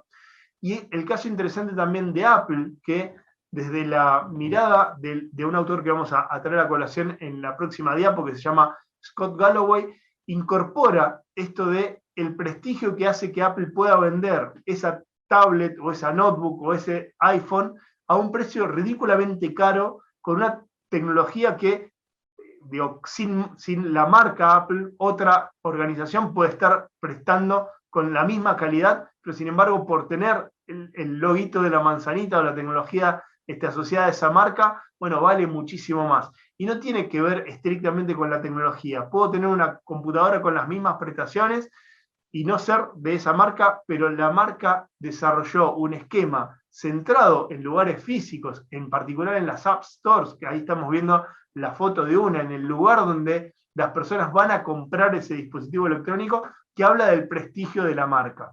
Entonces, ¿qué tienen que ver, digamos, estas no digitalizaciones de las empresas que vienen de lo digital? Justamente que cada una de estas organizaciones va poniendo lo que Scott Galloway, que es un autor también muy interesante y de referencia, vinculado a innovación y vinculado a tecnología, y muy detallista para indagar en los modelos de negocio de las empresas digitales, de los gigantes digitales. Bueno, Scott Galloway le llama fosos analógicos. Está identificando, por ejemplo, que la tienda, el App Store, el lugar donde la gente va a comprar esa computadora que sale 3 veces más que una computadora convencional por tener determinada marca, es el foso analógico que hace, que le permite a Apple posicionarse en ese segmento de mercado y cobrar ese precio que no podría cobrar si no lo vendiera en ese lugar, que tiene que ver con la experiencia de compra física que representa los valores de la marca. Lo mismo vale para cualquier organización. Y acá es donde nosotros desde nuestras organizaciones podríamos pensar cuáles son los fosos analógicos que tienen nuestras organizaciones y que no podrían ser recreados en lo digital. Bueno, por supuesto que en la reconfiguración del trabajo, que viene también de la era de lo digital, hay algunos trabajos que difícilmente puedan digitalizarse en el corto plazo. Por ejemplo, los trabajos que tienen que ver con lo físico. No sé, fuertemente surgieron las necesidades del cuidado de ancianos en el mundo, o no sé, cómo trabaja un kinesiólogo o un masajista. La verdad es que es muy difícil replicar eso con algo que tenga que ver con la máquina, que tenga que ver con lo digital. Pero también, por ejemplo, en verticales que fueron fuertemente digitalizadas, como fue el turismo. Yo puedo digitalizar la forma en la que la persona se vincula con un servicio de alojamiento o con una experiencia a través de una agencia virtual o a través de una plataforma que me permite contratarlo previamente. Pero el hotel va a seguir siendo una habitación física en la que me voy a quedar, el paseo turístico va a seguir siendo un lugar por el que voy a transitar, y ese foso analógico que puedo poner desde mi organización tiene que ver con algo que puedo apalancar, puedo facilitar con alguna estrategia digital, pero tiene que ver estrictamente con lo que voy a ofrecer desde el mundo físico y que no me va a poder copiar nadie desde el mundo digital. Entonces tengo que tratar de entender desde dentro de mi organización qué fosos analógicos puedo instaurar en mi propuesta de valor para que la competencia no me pueda copiar o para que el mundo digital no me pueda volver irrelevante. Acá algunas estrategias que tienen que ver con esto que estamos hablando y las vamos a repasar rápidamente. Bueno, una de ellas tiene que ver con entender que aporta valor pensar a las y los usuarios también como parte de la producción. Acá hay un concepto fuerte que incluso tiene mucho que ver con el agro, que tiene mucho que ver con ese productor que a la vez es consumidor, y en los espacios de encuentro, por ejemplo en las ferias, nada, son a la vez productores y a la vez consumidores y se producen esquemas de intercambio, pero también, además de mezclar la figura del productor con el consumidor, también se apela a esto que veíamos con este paradigma de hacerlo vos mismo, en este caso está en inglés, do it yourself, pero tiene que ver con esto. Si invito a las personas a que resuelvan por ellas mismas algo, a través de mi producto o de mi servicio, las estoy invitando a ser parte del mismo. Y las personas queremos ser parte de los procesos, de algunos procesos que nos interpelan, nos gusta recrear, representar, nos gusta sentirnos incluidos, etc. Esto lo entendió la marca IKEA hace muchas décadas. IKEA son esos muebles que, nada, los puedo comprar y vienen sellados con una bolsa de nylon y vienen las placas juntas y las desarmo y tengo que poner los pernos y ensamblo el mueble, y que entendió que no solo resolvía una forma de estoquear más eficientemente y trasladar más eficientemente los muebles, sino que incorporando al usuario o usuaria en la construcción final del mueble, las personas estaban dispuestas a pagar un poquito más. También lo entendió Lego. Lego Ideas es una plataforma en la que la marca Lego, que lo que hace es vender estas piecitas, digamos, con la que con ladrillitos podemos construir cosas, juguetes, etcétera, etcétera. Bueno, invitó a las personas a que digan con qué querían identificar los productos, qué querían construir. Entonces, a través de Lego Ideas, uno puede proponer qué se imagina construyendo con Legos, y la comunidad virtual que se junta ahí vota y elige, y Lego toma esa información para sacar al mercado aquellos productos que tienen buen eco dentro de esa comunidad que creó en esta plataforma que se llama Lego Ideas.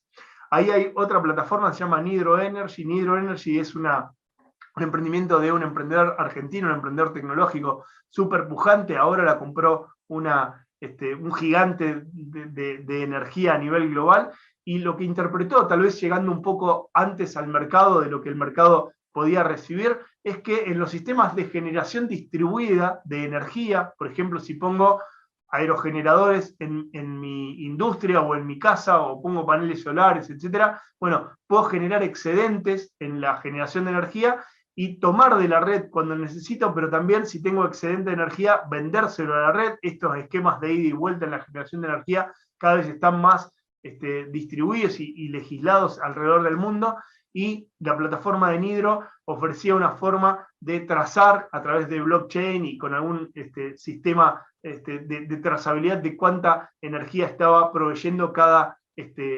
proveedor y productor, cada prosumidor de energía.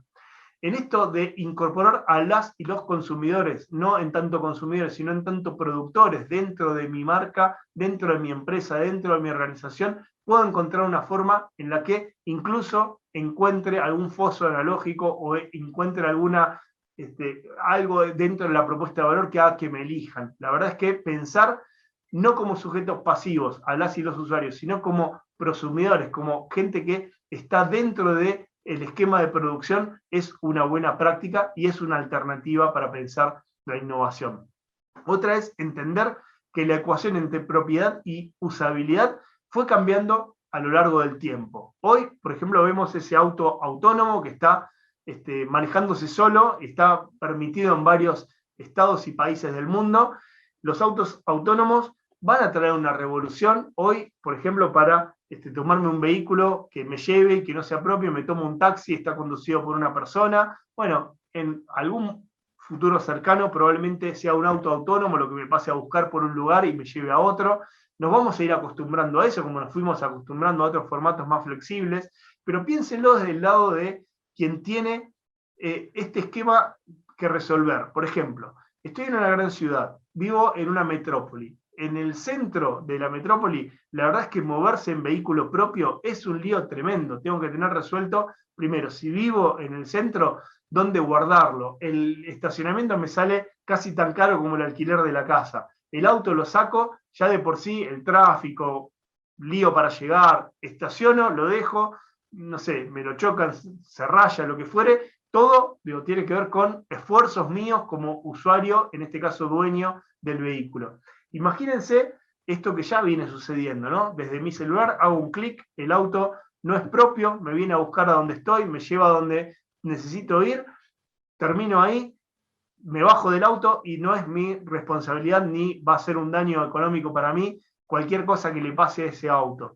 Entonces, puedo tener alta usabilidad sin tener propiedad, y cada vez se hace más deseable maximizar la usabilidad y minimizar la propiedad. Esto que referenciamos con los autos también fue pasando con los alojamientos, y este es un ejemplo bien argentino. Allá por la década del 70, del 60, del 50, era bastante usual para las familias de clase media alta, de los centros urbanos, en particular de las provincias centrales, tener, por ejemplo, un departamento en Mar del Plata. Y compraba un departamento en Mar del Plata para usarlo 15 días, 20, un mes al año, y durante todo el año tenía que pagar las expensas y hacerme cargo de los costos y de los impuestos de tener esa propiedad física en esa localidad. Para veranear, obviamente, en ese lugar, porque si tenía el departamento, ¿a dónde iba a ir? Bueno, al lugar donde tenía el departamento. Esto fue cambiando con el tiempo. Allá por la década del 90 se instauró fuertemente el concepto de tiempo compartido, en el que en lugar de comprar un departamento físico y tenerlo todo el año para usarlo 15, 20 días, compraba un pedacito de tiempo en un departamento que me daba derecho a consumirlo en el momento que quisiera. Entonces tenía nada, por ejemplo, si tenía excedente en la renta y me podía comprar varios tiempos compartidos, 5 o 6 tiempos compartidos en distintos lugares del mundo, después no me alcanzaba el año para tener tantas vacaciones para ir a tantos lugares como había pagado. Entonces, el concepto de la propiedad, del departamento propio, del tiempo compartido, empezó a dejar de tener tanto sentido, y ni les cuento cuando empezaron a surgir estas plataformas, Airbnb entre ellas, pero también las agencias de viaje online, Despegar, Booking, etcétera, etcétera. Cuando me ofrecen algo tan accesible que me permite comparar múltiples precios en el lugar donde quiero ir, en la fecha en la que quiero ir, hacer un clic y contratarlo en el momento, bueno, de alguna manera reconfiguraron el esquema de propiedad. No quiero ser propietario de un departamento y tener que hacerme cargo de todos los costos, ni siquiera de una fracción de departamento. Directamente contrato el servicio en el momento que lo necesito, en el lugar del mundo en el que lo necesite, y no quedo anclado a ningún lugar en particular. ¿Cómo será esta tendencia? La verdad es que no la podemos prever. Digo, la gente va a seguir invirtiendo en real estate, en inversiones inmobiliarias, pero no necesariamente asociado a la vivencia del turismo. Entonces, entender que la experiencia turística puede tener mucho más que ver, lo mismo que el traslado dentro de una gran ciudad, con la usabilidad que con la propiedad. ¿Puedo pensar un esquema en el que lo que hoy estoy vendiendo como producto maximice la usabilidad y minimice la propiedad, que en lugar de vendérselo a las personas, no sé, lo alquile o lo distribuya de alguna manera en que la usen y las personas otras personas puedan usarlo, como están funcionando esos esquemas de algunas motos, algunos monopatines en las grandes ciudades, etcétera? Bueno, maximizar la usabilidad también puede ser un esquema que me permita innovar.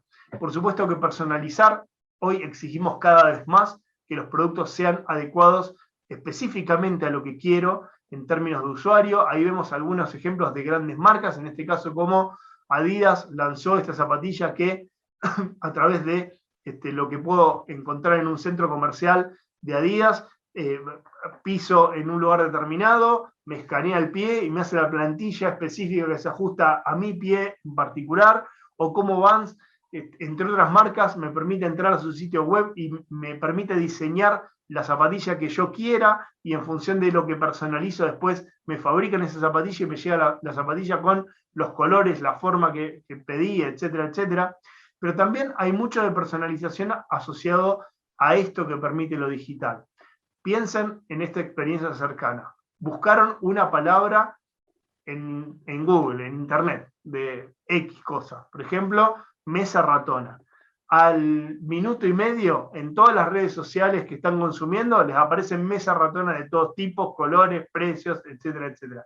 El nivel de personalización que permite el mundo digital en algo que hoy le llaman, una socióloga estadounidense que se llama Shoshana Zuboff, le llama capitalismo de vigilancia, en esto de que, digamos, nuestros datos son lo que hace tan valiosa a estas empresas que conocen de nosotros cosas que ni nosotros mismos conocemos, que pueden incluso anticipar nuestros gustos, en este caso Google, pero también todas las redes sociales, etcétera, etcétera. Bueno, el nivel de personalización que nos permiten estas plataformas es enorme, y si lo pienso en tanto usuario del esquema de publicidad que me permite personalizar, tal vez me permite llegar a esa persona que me está buscando y que no está en mi cercanía, y que solamente puedo llegar justamente a través de ese esquema de publicidad direccionada que facilitan estas plataformas digitales que tienen esta información personalizada. Entonces, también puedo usar algún recurso a favor en términos de personalización en lo que lleve adelante.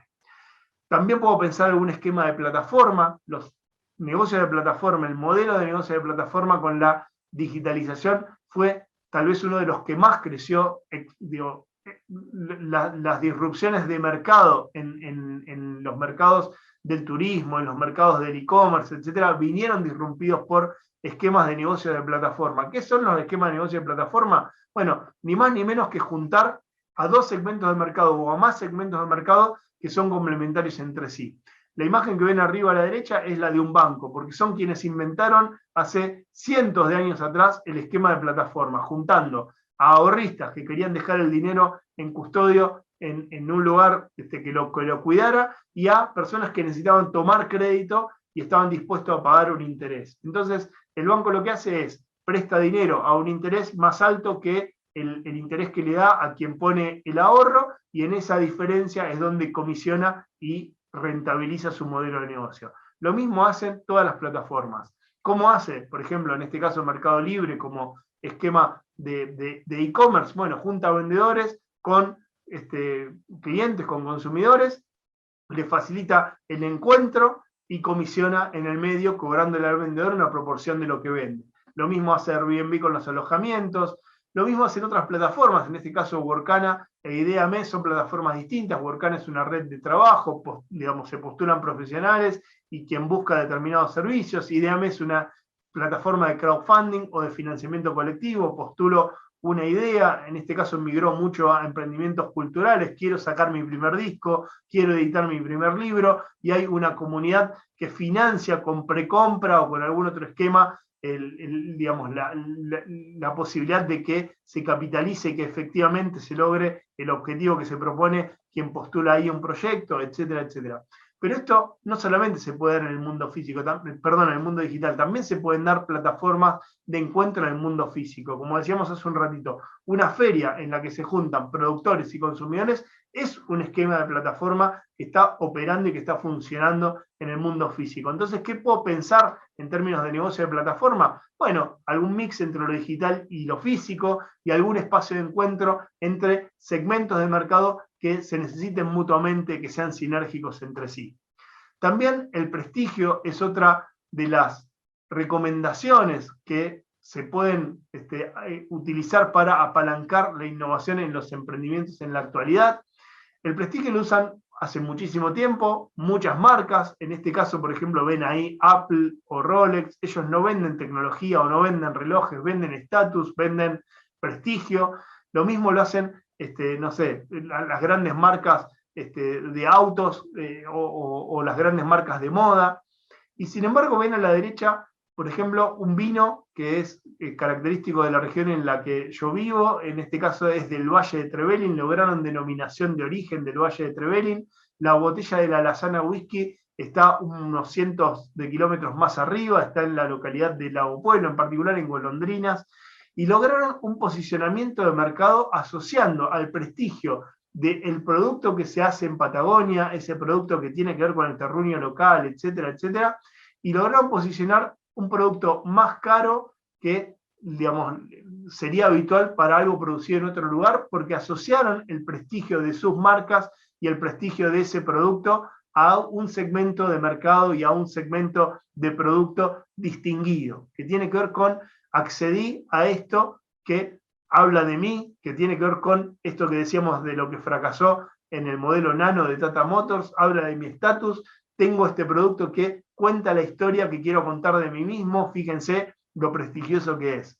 Desde ese lugar se está reconfigurando el prestigio, se está reconfigurando incluso un concepto central como el concepto de lujo, que está asociado mucho al prestigio. Se está pensando, y las marcas, ahí vemos un cinturón de Gucci, y las marcas de moda vienen fuertemente pensando cómo lograr lujo sustentable. Lujo accesible y lujo sustentable son dos cosas que están muy asociadas a la vanguardia de la innovación en el contexto de la moda y en el contexto de aquellos nuevos valores que están asociados al prestigio. Pero podría lograr valores que prestigien mi marca y desde ese lugar diferenciarme. Otro esquema de diferenciación, y que también podría incorporar a través de alguna innovación en mi organización, es cómo hago que las personas sean parte de lo que propongo. Ahí vemos distintos ejemplos. Por ejemplo, Playing for Change es una plataforma en la que músicos de distintos lugares del mundo graban por separado, se compone en conjunto y se involucran todos en algo que aporta al cambio positivo en el mundo. En este caso, lo que se recauda tiene un fin social. Vemos a Greta Thunberg, esa joven, esa adolescente ambientalista que logró un movimiento global de jóvenes por el clima y que invitó a millones de personas a ser parte de esa causa. ¿Cómo se logra un movimiento tan grande? Bueno, esencialmente porque las personas necesitamos sentirnos parte. Y ahí, por ejemplo, vemos una remera de rock o vemos un cuadro de fútbol. Bueno, cuando yo me pongo la camiseta de algo, sea un cuadro de fútbol o sea una remera de la banda que me gusta, en realidad lo que estoy contando es mi historia, no estoy contando la historia, no estoy promocionando la banda de rock estrictamente, estoy diciéndole al mundo, quiero que me identifiquen como dentro de las personas a las que le gusta esta banda de rock o las que son cultores de este cuadro de fútbol o lo que fuere. Bueno, entender que si hago parte, si logro que la gente se ponga mi camiseta, digo, ahí tengo un valor que no va a poder ser copiado ni por lo digital, ni digo, va a ser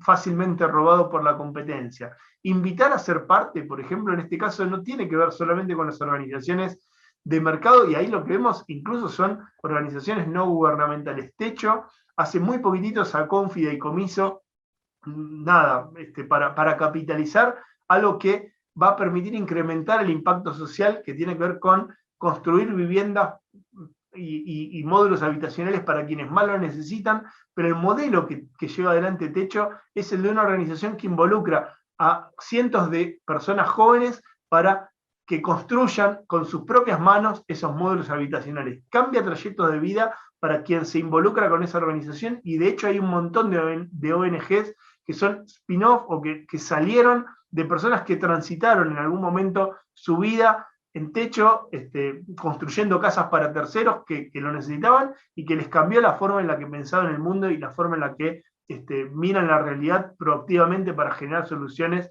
ambientales o sociales en el entorno. Hacer parte a las personas de lo que propongo es tal vez una de las herramientas más potentes que tenemos para innovar. Ahora bien, eso viene muy asociado con este concepto de propósito. La humanidad tiene desafíos realmente muy estructurales. Estos desafíos están plasmados en estos objetivos del desarrollo sostenible o en la Agenda de Desarrollo Sostenible 2030, que tiene consenso global y por eso la ONU, digamos, lo saca como una bandera, y que hay organizaciones que empezaron a entender que tenían que ser protagonistas de cumplir estos objetivos de desarrollo sostenible sin esperar a que las soluciones vinieran de las grandes organizaciones o de los gobiernos o de alguien externo. Esta mirada de organizaciones de triple impacto que buscan generar impacto social e impacto ambiental positivo, pero haciéndolo en primera persona con modelos de negocios sostenibles, y que el rédito económico era la forma en la que a través de una estrategia de mercado podrían lograr mayor impacto. Bueno, fue un modelo entendido por múltiples organizaciones, acá ponemos solo algunas. Ovis 21, por ejemplo, es una empresa que se dedica a la regeneración ambiental a través de la ganadería ovina, en particular en Patagonia, es responsable de la desertificación en décadas anteriores, y ellos encontraron un método productivo en el que no solo no degrada el ambiente, sino que lo regenera. Arbusta es una organización que brinda servicios digitales de primera línea, y en el camino incluye a personas que a través de un proceso de formación brindan ese servicio con alto grado de cualificación, pero con un entrenamiento que lograron a través de Arbusta. Lo mismo, ahí vemos la promoción de Cinca, que es una empresa que hace zapatillas, y esas zapatillas las promociona como un producto que es basura, pero en realidad porque lo que hacen es recuperar neumáticos que si no terminarían en un sumidero, y esos neumáticos son la suela de las zapatillas y los productos textiles, hacen de las telas de las zapatillas, y las zapatillas son producidas por personas que están privadas de su libertad en penales de la provincia de Mendoza, que es donde tienen asiento. Bueno, así, hay múltiples empresas con un enfoque de algo que podría ser identificado como una ONG para brindar un bien social o un bien ambiental, pero lo hacen con una estrategia de mercado. Cuanto más venden, mayor impacto positivo generan en lo ambiental y en lo social. Y eso, entender que mi organización puede tener un propósito trascendente, es una de las formas más fuertes de invitar a las personas a participar de lo que hago. Y cuando las personas participan de lo que hago, se sienten parte y en primera persona ellas mismas defienden y comunican y son los mejores embajadores que puedo tener como organización. Ahí entender que esto lo tengo que transformar en una rutina de innovación y que si no logro instaurar una rutina de innovación, no voy a poder innovar eficientemente en mi organización. Bueno, eso tiene que ver con entender cómo es el desafío que enfrentamos en tanto emprendimiento o en tanto MIPYMES. ¿Cómo lo transformo en una rutina? Bueno, adquiriendo algunos hábitos. Ahí tenemos algunos ejemplos y los recorro rápidamente. Primero, tengo que estructurar algún proceso de innovación y pensar el proceso. Una forma muy simple de hacerlo es con estrategias visuales, así como tenemos, por ejemplo, el modelo de negocio, y podría estar mirando mi modelo de negocio actual y pensando en modelos de negocio futuros y dándole un espacio a la creatividad para imaginarme ese nuevo mercado o esa nueva propuesta de valor o ese nuevo segmento de mercado, etcétera, etcétera. También podría usar lo que aparece arriba a la izquierda, que lo pueden encontrar como Kanban, que es un tablero que me permite estructurar 3 columnas muy simples. Se puede complejizar, pero con 3 columnas ya puedo ordenar las tareas en lo que tengo pendiente, lo que estoy haciendo en este momento y lo que ya está hecho. Y también jerarquizar en esto de lo que es importante, lo que es urgente, lo que, digamos, es normal y lo puedo llevar dentro de la rutina. Pero si yo logro meter dentro de ese esquema de lo que estoy haciendo, de lo que tengo pendiente o de lo que ya cumplí, el esquema de innovación de mi organización, bueno, verdaderamente la puedo transformar en rutina, la innovación en rutina dentro de mi organización.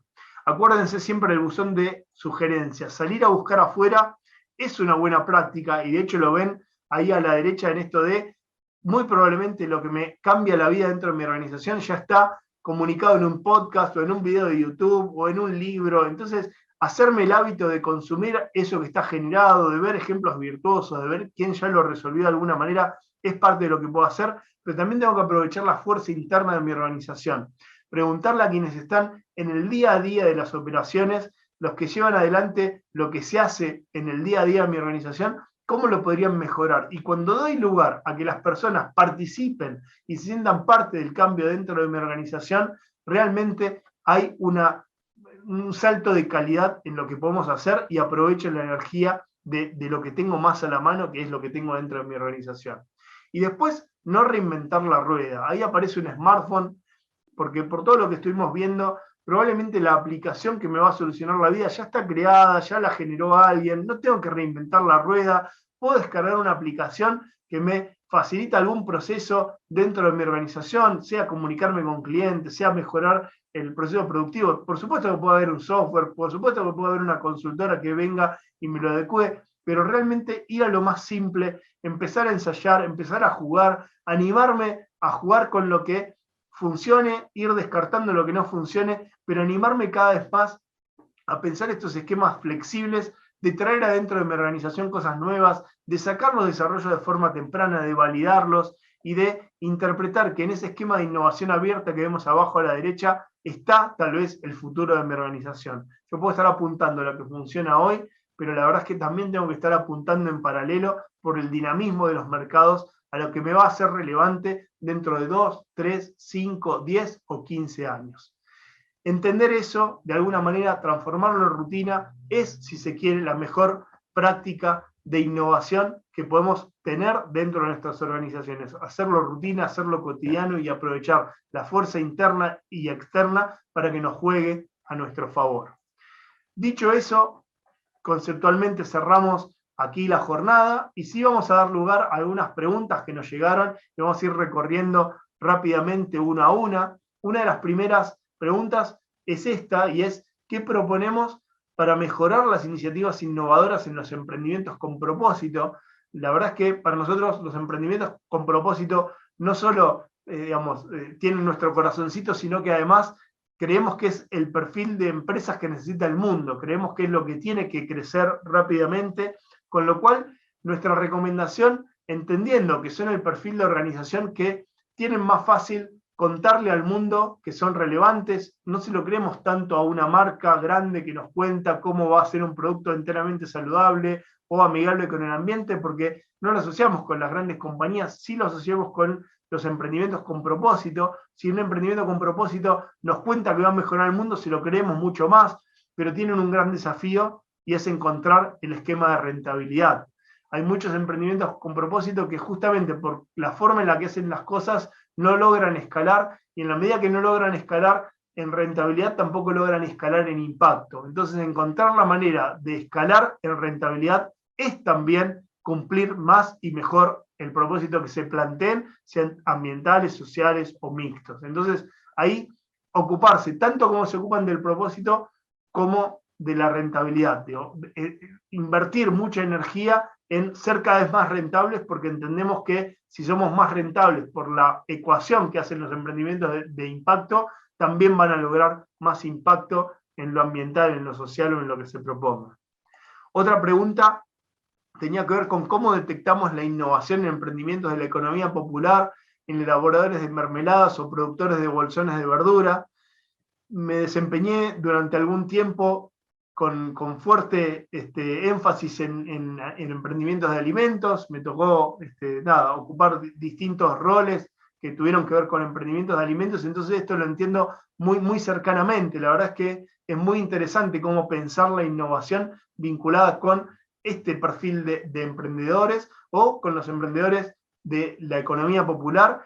Y la verdad es que, en línea de lo que mencionamos de la innovación frugal, estos emprendimientos son fuertemente innovadores. El problema que tienen muchas veces es justamente cómo logran escalar. Yo insisto con esto de la diferenciación, y que de alguna manera también la diferenciación tiene que ver con ese foso analógico que no es tan replicable por lo digital, que tiene que ver con lo humano, con lo que cuento en primera persona. Muchas veces lo más fuerte que tiene un emprendimiento de la economía popular o un emprendimiento vinculado al agro en términos de prosumidores o de productores de pequeña escala, tiene que ver con la historia de las personas que lo llevan adelante. El déficit de contar esa historia, de poner en valor esa historia, de entender cómo esa historia se conecta con aquellos valores que están del lado de quien es un potencial cliente y que probablemente ese producto le rememore el dulce de la abuela o le rememore la huerta que tenía alguien en su familia. Si entiendo cómo comunicar esos valores, realmente ya ahí incorporé un trayecto muy, muy, muy interesante en términos de innovación, que no necesariamente tiene que ver con lo tecnológico. ¿Puedo tecnificar alguna de las funciones? Claramente sí, y ahí muchas veces la restricción tiene que ver con alguna limitación que tenga en lo personal para hacerme de esa tecnología. La recomendación nuevamente es encontrar las mejores historias para contar. Si no logro hacerlo en primera persona, traer a alguien que lo haga por mí, que me ayude a contarlo a través de redes sociales, encontrar las organizaciones que me pueden acompañar para incorporar tecnología para mejorar la producción. Hay mucha tecnología para producción de pequeña escala. Muchas veces esas tecnologías están desarrolladas por organizaciones que tienen como sentido de vida aportarme valor, por ejemplo, el INTA, el INTI, etcétera, y si encuentro buenos canales de vinculación, puedo encontrar formas de innovar con recursos externos a muy bajo costo, pero no va a suceder si no estoy en esa red, si no salgo, si no me conocen, etcétera. Contar mejores historias, incorporar tecnología de bajo costo, incorporar tecnología frugal, y tecnología adecuada, se llama técnicamente, es esa tecnología que se ajusta a mi escala. Bueno, la verdad es que eso es parte de la innovación que recomendamos para este segmento o para estos rubros productivos. Y en el caso de bolsones de verdura en particular, lo vimos fuertemente en la pandemia, cuando las personas tuvieron alguna restricción para salir a comprar. El bolsón era una forma de abastecerme de bienes primarios que necesitaba para el día a día en el consumo. Bueno, entender que hay el componente de servicio, de llegar al lugar en el que tengo que llegar en tiempo y forma, de tener un equilibrio en el bolsón, de que no venga lo que tengo desde la oferta. En general suele pasar que, como las producciones son estacionales, el bolsón está compuesto con lo que tengo para ofrecer, pero no se ajusta a lo que del otro lado la persona necesita. Entonces, por ahí, no sé, puse un excedente de papa o al revés, puse un déficit de papa y maximicé las hojas verdes. Bueno, preguntarle a las y los usuarios qué es lo que quieren, tratar de equilibrar. Si no tengo producción propia, juntarme con otros que sí la tengan, buscar formas flexibles de hacer que la distribución sea en el formato en que las y los usuarios la necesitan, que la forma de cobrar sea en el formato en el que las personas que me compran lo necesitan o lo quieren pagar. Bueno, entender que tengo que ser más flexible y adecuarme más a las y los usuarios. Esto aplica a los emprendimientos de pequeña escala, pero aplica a las grandes compañías. Las grandes compañías, si no entienden la lógica de los clientes, no están entendiendo el mundo y corren serio riesgo de quedarse fuera y no ser relevante. Entonces, cuánto más lo tenemos que entender desde este perfil de emprendimientos, que la verdad es que es adecuarse a nuevas maneras de hacer las cosas, y nuestra recomendación es ser más flexibles y escuchar mucho más a nuestros usuarios. Acá, en esto de los países emergentes, que venía de esta pregunta de si podemos comentar sobre la innovación en los países emergentes, bueno, un poco lo trajimos de la mano de la innovación frugal, que lo interpretamos como este concepto de innovación inversa, esto que viene de los países en desarrollo hacia los países desarrollados, por llamarlo de alguna manera. En los países emergentes estamos acostumbrados a innovar frugalmente, y lo que tenemos que lograr es que eso se transforme a su vez en propósito, a su vez en participación, a su vez en formas de adecuarnos mejor a lo que este mundo con nuevas tendencias de lo sustentable, de lo accesible, está priorizando y está necesitando. Si entendemos eso y lo podemos poner en valor, realmente el aporte de valor es fuertísimo y nos van a copiar, nos vienen a copiar, porque en definitiva no es ni más ni menos que lo que nos planteamos como humanidad, como objetivos para que la vida en la Tierra siga siendo sustentable, ¿no? Entonces, entender que no tenemos que sentirnos menos, sino que tenemos que sentir que con lo que tenemos podemos aportar muchísimo valor. Otra pregunta venía de la mano de si podemos comentar la relación entre las metodologías ágiles y los dispositivos de innovación. Algo estuvimos comentando alrededor de eso. En realidad nacen juntos las metodologías ágiles y los paradigmas de innovación abierta, son primo hermanos porque surgen del contexto de la innovación disruptiva, que en las últimas décadas cambió la ecuación en muchos mercados y en muchas tecnologías. Entonces, entender que me tengo que amigar y que desde los dispositivos de innovación que quiera utilizar, sea cual sea, dentro de los paradigmas de innovación abierta vimos esto de la capitalización a través de capital emprendedor, los hackathons, las escuchas sociales, la incubación de proyectos internos, etcétera, etcétera. Bueno, para todo eso voy a necesitar metodologías ágiles, voy a necesitar hacerme de la caja de herramientas que ofrecen las metodologías ágiles, las metodologías Lean, las metodologías de modelización de negocio, etcétera, etcétera. Y eso es parte de lo que tengo que ir aprendiendo, y es parte de lo que decíamos hace un ratito de investigar, leer libros, escuchar podcasts, ver videos. La verdad es que hoy innovar está siempre al alcance de la mano, pero tengo que dedicarle tiempo y energía. Una última pregunta venía de la mano de esto de si podemos mencionar algunas ideas prácticas para desarrollar la innovación en los emprendimientos. Un poco tratamos de aportar valor ahí con este esquema de hacerle lugar dentro de nuestra organización. La verdad es que no hay mayor bien que podamos hacer en nuestra organización que dedicar parte de nuestro tiempo, de nuestra energía y de nuestros recursos a tratar de transformar la innovación en rutina. No individualmente. Cuando decimos como organización, tenemos que apelar a la fuerza colectiva que tienen las distintas personas que componen esa organización. Tal vez no son organizaciones grandes, tal vez no son organizaciones estructuradas, si se trata de una microempresa, si se trata de una empresa naciente o un emprendimiento. Pero lo que tengo que tratar de lograr es transformarlo en rutina. Traer estas pequeñas modificaciones, traer un Kanban y pegarlo en una pared, o poner un buzón de sugerencias físico o virtual, o hacer un Google Doc y dejar que la gente participe, son pequeñas cosas, pero que hacen que la innovación sea más digerible y pase a formar parte del día a día de nuestra organización. Esa es la recomendación. La verdad es que los conceptos centrales los fuimos recorriendo a lo largo de la jornada, pero centralmente tiene que ver con destinar tiempo de nuestra organización, que es muy valioso, que es muy escaso, pero que si no lo abrimos a la innovación nunca va a estar presente. Eso era de alguna manera lo que queríamos compartir. Agradecemos mucho que participen de este de este seminario, de este módulo en particular, y por supuesto nos seguimos viendo en las próximas instancias.